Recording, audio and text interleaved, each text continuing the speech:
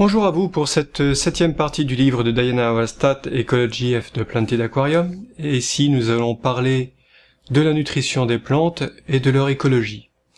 C'est-à-dire qu'en fait, plus en détail, nous allons parler de la relation qu'entretiennent les plantes avec leur milieu, on va voir comment le milieu influence les plantes et comment les plantes peuvent influencer leur milieu, tout cela bien sûr pour assurer leur nutrition correcte. Pour commencer cette partie, nous allons voir les 17 éléments de base dont ont besoin toutes les plantes. Alors il y a peut-être des exceptions, mais je ne les connais pas. C'est à rapprocher de la 5e partie sur les sources de nutriments. Vous vous rappelez, la nourriture pour poissons, l'eau et le substrat. Donc dans ces 3 sources, nous allons trouver en fait ces 17 éléments répartis de manière diverse. Alors quels sont ces 17 éléments de base? Eh bien nous avons dans l'ordre alphabétique le bore, le carbone, le calcium, le chlore, le cuivre, le fer, l'hydrogène, le potassium, le magnésium, le manganèse, le molybdène, l'azote, le nickel, l'oxygène, le phosphore, le soufre et le zinc. Tous ces éléments donc ne seront pas absorbés de la même façon par les plantes. Nous allons voir en fonction du milieu comment ça peut se passer. Alors nous n'allons pas voir tous les éléments en détail, évidemment, ça serait faire un chapitre énorme de plusieurs heures. On va juste voir 2-3 exemples. Pour commencer, un premier phénomène à prendre en compte, c'est la compétition entre éléments. Effectivement, quand vous avez divers éléments présents dans le milieu, certains vont être absorbés de préférence par rapport à d'autres. Et l'excès de certains éléments par rapport à d'autres peut empêcher donc l'absorption de ces autres éléments. Par exemple, un excès de manganèse ou de cuivre peut empêcher l'absorption du fer, ce qui peut donc entraîner une chlorose même s'il y a du fer. On verra aussi qu'il peut y avoir concurrence du calcium par rapport aux métaux lourds, donc une eau riche en calcium va pouvoir protéger la plante des métaux lourds en prenant la place de ceux-ci. Autre influence du milieu sur la nutrition des plantes, le brassage de l'eau. Effectivement, il faut du mouvement à la surface des feuilles pour faciliter le passage des nutriments au niveau des feuilles. C'est comme pour le dioxyde de carbone, comme je l'ai dit dans la partie précédente. Donc ce brassage est important. Certaines plantes nécessitent parfois un brassage très fort. C'est assez rare, la plupart des plantes préfèrent un brassage modéré. Il peut arriver, si vous n'avez pas de plantes particulièrement exigeantes à ce niveau-là, d'avoir un brassage tout à fait naturel par les animaux du bac. Si les animaux sont suffisamment vifs, s'ils sont du genre à fouiner partout dans le bac constamment, ils peuvent entretenir suffisamment de mouvement d'eau sans que vous ayez besoin d'avoir une pompe. Il y a une différence importante entre un aquarium et le milieu naturel, c'est la teneur de l'eau en nutriments. Effectivement, en milieu naturel, l'eau est souvent très pauvre en nutriments et très douce, ce qui fait que les plantes vont privilégier la captation de nutriments par les racines, alors qu'au contraire, en aquarium, l'eau est presque toujours eutrophe. Eutrophe, ça signifie très riche en nutriments. Sauf si, bien sûr, vous avez un très grand aquarium de 1000 litres, par exemple, avec très peu de poissons. Alors à ce moment-là, avec un bon entretien, il y a de bonnes chances pour que votre eau reste très pauvre et n'entraîne pas de problème particulier. Les plantes ont leur préférence de voie d'absorption. Par exemple, le phosphore sera préférentiellement absorbé par les racines. A contrario, l'ammonium sera plutôt absorbé par les feuilles. Évidemment, si c'est absorbé par des sites d'absorption différents, cela signifie que les plantes vont être capables de déplacer les nutriments au sein de leur tissu et de les apporter là où on en a besoin. On a un exemple assez intéressant avec le potassium. On a constaté ainsi que lorsque l'eau manquait de potassium, la croissance de la plante pouvait nettement ralentir. Alors pourquoi?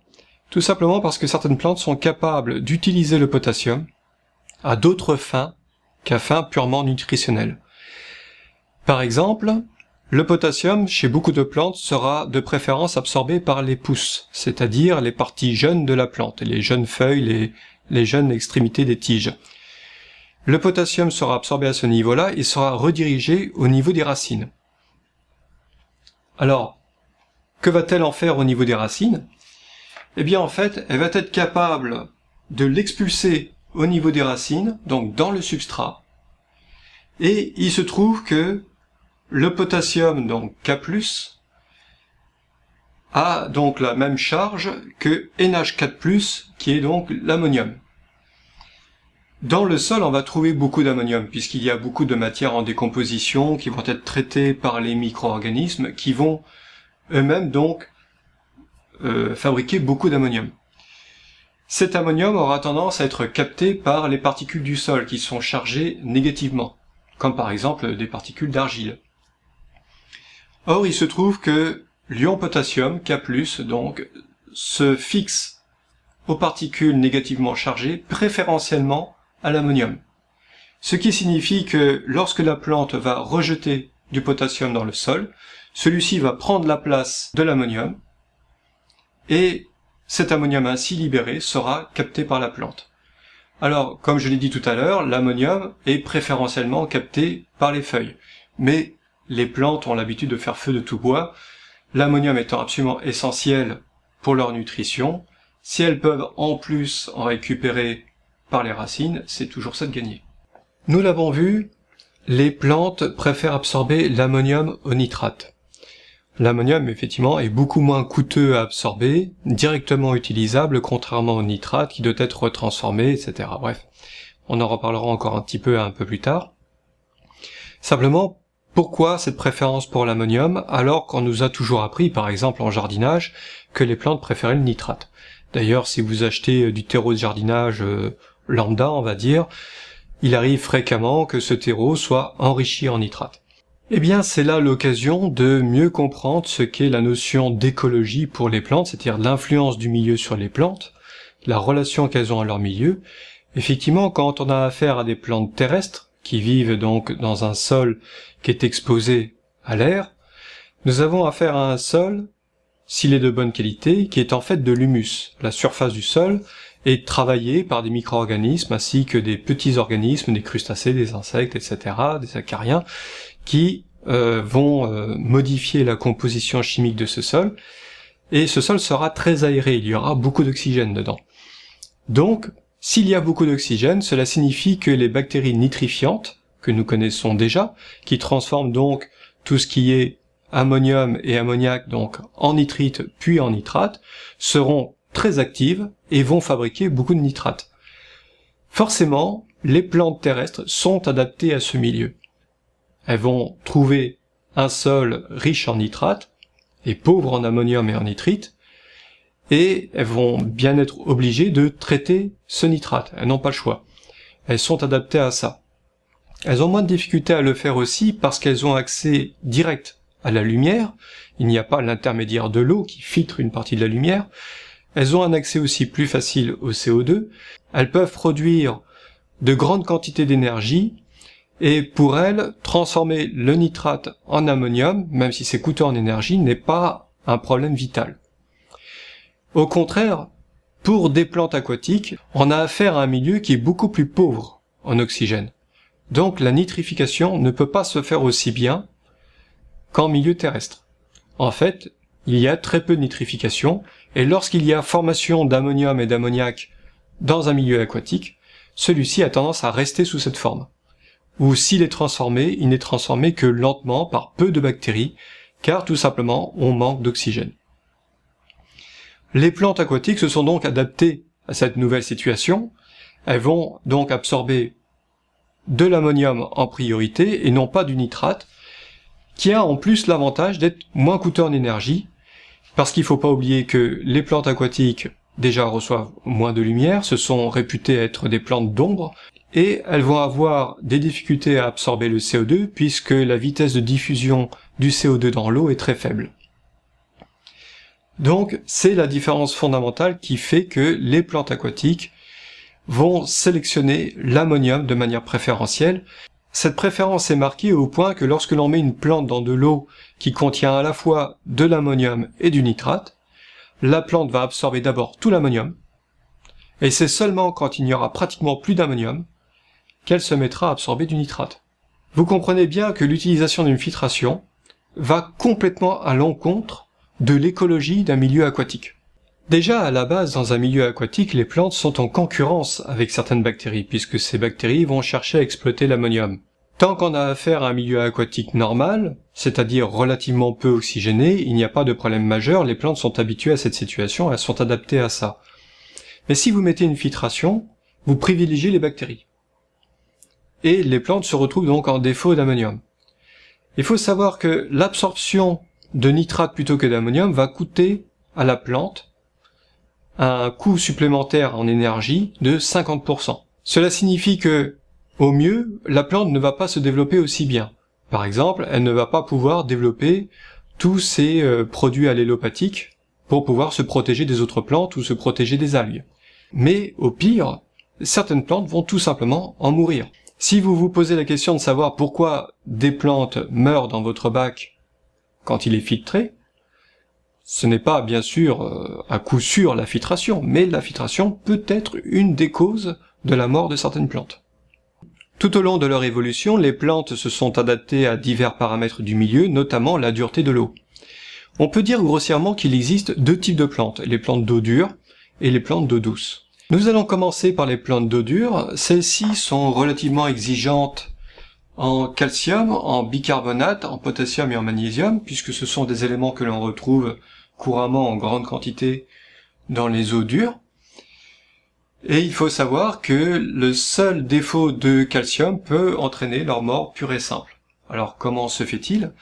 Tout simplement parce que, comme nous l'avons vu en début de partie, il y a compétition entre le calcium et les métaux lourds, c'est-à-dire que lorsque la plante va absorber divers éléments, le fait d'absorber du calcium va la protéger des métaux lourds, va réduire la proportion de métaux lourds dans ses tissus et va préserver son organisme. Si jamais il n'y a pas de calcium, la plante n'a plus cette protection du calcium. Elle va absorber trop de métaux lourds, elle sera endommagée. Alors ça peut sembler bizarre, une plante qui ne résiste pas aux métaux lourds, mais c'est tout à fait normal dans la mesure où elle a toujours vécu en eau dure, elle n'a pas développé dans son organisme des stratégies pour s'en protéger. Donc le calcium est indispensable à ces plantes. La présence de bicarbonate aussi a son importance, puisque c'est ce qui va lui servir de réserve de CO2. Les plantes d'eau dure sont généralement capables de faire ce que l'on appelle de la décalcification biogène. D'ailleurs, c'est caractéristique, si dans votre bac vous manquez de CO2 et que vous voyez certaines plantes faire de la décalcification biogène, c'est quasiment à coup sûr des plantes d'eau dure, car seules ces plantes sont capables de traiter le bicarbonate pour en tirer le CO2. Voilà pour les plantes d'eau dure. Alors pour ce qui est des plantes d'eau douce, nous allons devoir nous reposer sur les expériences et extrapolations de l'auteur, car il y a très peu d'études des plantes d'eau douce. Je ne saurais pas vous dire pourquoi, mais c'est comme ça. Donc on se débrouille avec ce qu'on a. Les plantes d'eau douce ont des stratégies d'absorption des nutriments plus élaborées que celles des plantes d'eau dure, puisqu'elles vivent dans des milieux plus pauvres en nutriments. Donc elles ont moins d'exigences en quantité de minéraux, comme le calcium, le magnésium, le bicarbonate, etc. Elles vont pouvoir exploiter de manière plus importante le peu dont elles disposent. Les plantes d'eau douce ne sont généralement pas capables d'opérer de la décalcification biogène, déjà parce qu'il y a peu de bicarbonate, bien sûr, mais ensuite parce que dans la nature, les eaux douces sont généralement des eaux acides, donc des eaux plutôt riches en CO2. Comme elles n'ont pas de réel problème de manque de CO2, pas besoin d'opérer de décalcification biogène. Ainsi, dans un bac, à contrario de ce que je disais tout à l'heure, si vous manquez de CO2 mais que vous avez des plantes effectivement qui ne font pas de décalcification biogène, contrairement à d'autres plantes, eh bien, ce sont probablement des vraies plantes d'eau douce, adaptées à ce type de milieu. On notera de manière générale que les plantes d'eau douce survivent très bien en eau dure. Il n'y a donc aucun problème à les faire vivre en eau dure, ça ne leur pose pas d'inconvénient particulier. Au cours de cette partie, nous avons effleuré la question de l'écologie des plantes aquatiques. Alors évidemment, c'est vraiment effleuré, c'est un sujet très vaste qui pourrait faire l'objet d'un livre à lui tout seul. Nous avons vu que le milieu pouvait avoir une influence sur les plantes, par exemple avec le calcium pour les plantes d'eau dure, puisque le calcium permet de protéger ces plantes contre les métaux lourds, donc leur survie dépend directement du type d'environnement dans lequel elles sont, mais nous avons vu aussi que les plantes peuvent modifier leur environnement. C'est donc cet exemple du potassium injecté par les racines qui permet de libérer l'ammonium et d'améliorer donc la nutrition de la plante. On verra au cours des chapitres qui vont suivre quelques autres exemples d'influence des plantes sur le milieu, mais en gros l'idée c'est ça, donc c'est une influence chimique assez discrète qui permet aux plantes d'améliorer donc leur milieu et d'améliorer donc leur survie.